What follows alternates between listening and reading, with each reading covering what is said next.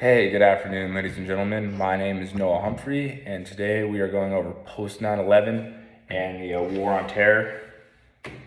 Right? Overview and learning objectives, right? We're going to be going over the Americas before 9/11, the effects of 9/11 on the Americas and the rest of the world, Bush's presidency in the war on terror, and additionally, we're going to be looking at Obama's presidency, the way he reacted to the war on terror, right? And then the rules of the game. So, right, America's before 9/11, right? It was relative peace, right? We just got finished with the Gulf Wars in the 90s, right? NAFTA had been signed in by Clinton in the early 90s. We were seeing that come through fruition. It didn't necessarily concern many Latin American countries. However, Mexico was a part of that. They were benefiting from that as well as the Americas. It was good ties there. Right, and then when Bush, when he was elected before 9/11, he believed in a strong Americas, right, like the Western Hemisphere, and then like a look south commitment, right. So he was looking to build ties with Latin American countries, whether it be economical, geopolitical, whatever that case may be, right. Things were looking pretty good, right. That's just kind of like the overall mindset of America in the world, right, and then until some people wanted to crash some planes into the World Trade Center on September 11th, right? It's the largest attack on American soil since Pearl Harbor. There's nearly 3,000 deaths, over 6,000 injuries, right? 2 planes were crashed in the World Trade Center, one in a field in Pennsylvania that was going for the Capitol. And then lastly, you had the plane crashing into the Pentagon. It's pretty interesting facts about 9/11, right? That like one of the attackers was pulled over on just like a routine traffic stop on his way to the airport, right? There's a lot of evidence suggesting that it could have been prevented. However, we were just so spread out with all of our information, right? That I don't want to get down a rabbit hole, but that kind of led to the Department of Homeland Security, right?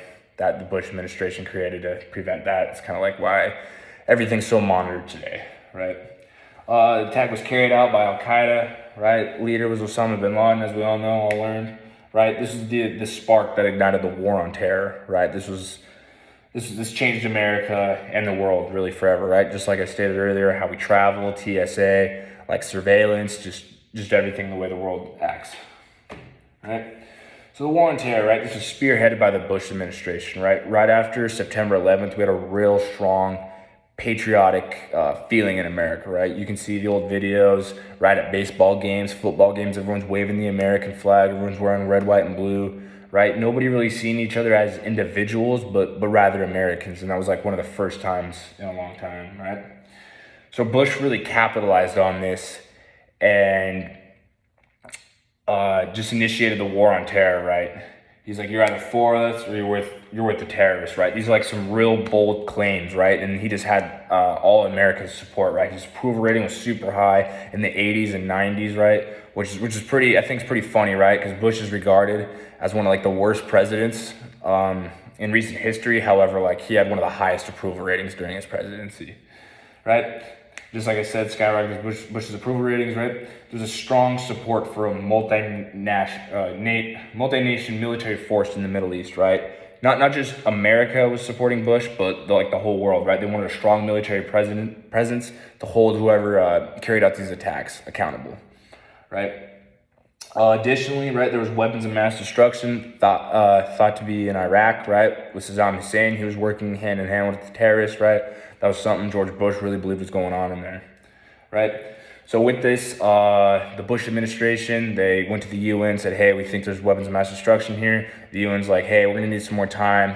Go and investigate this thoroughly so we don't pull the trigger on this. Bush said, no, we ain't got time on this, right? Just spearheaded, right, the invasion of Iraq.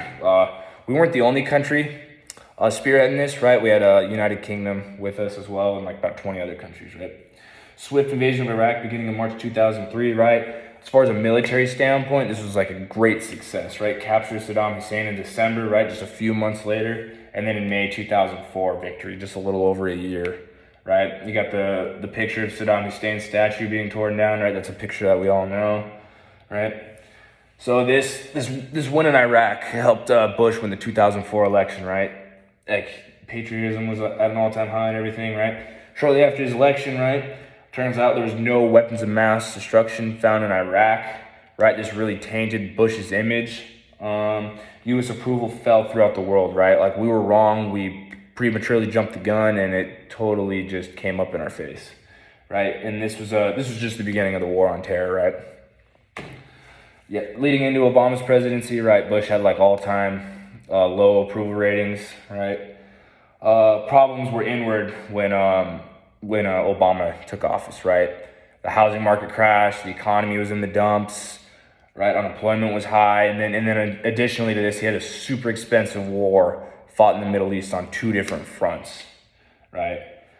So, and then Bush's idea of fighting the war was like a democracy, and then building up nations, and then educating those leaders and such to lead with the democracy first ideas, right?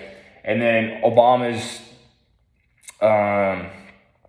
method, right, in the Middle East was just beating Al Qaeda, right? Like we don't need to really be in there. We're just gonna get in there, get the job done, and get out, right?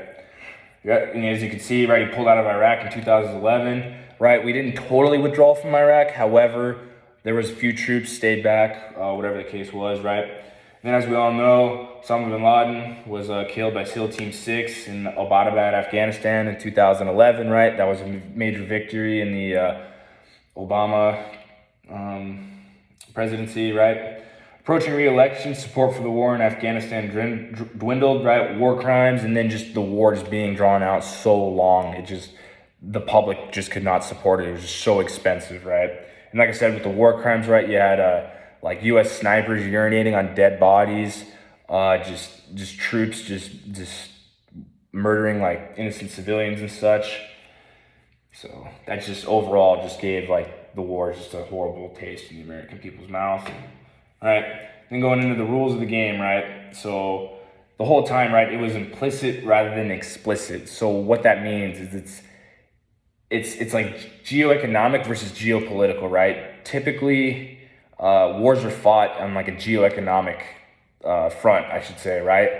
You're going for like territory, money, or not necessarily money, but income, and whatever the case is with that, right? Versus geopolitical is fighting like an idea, right? Which is a lot harder to kill an idea, right? It's easier to kill a person and take their stuff than it is to kill an idea, right?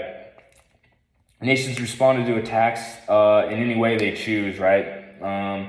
Preventative action is appropriate, right? A good example is the weapons of mass destruction in Iraq, right? We don't have time to wait. We got to go now, right? It's preventative, right? And then failure to adhere to international treaties and conventions, right? Just as that, right? Failure to abide by the UN. They told us no, but we went ahead, jumped the gun, and went in there anyways, right?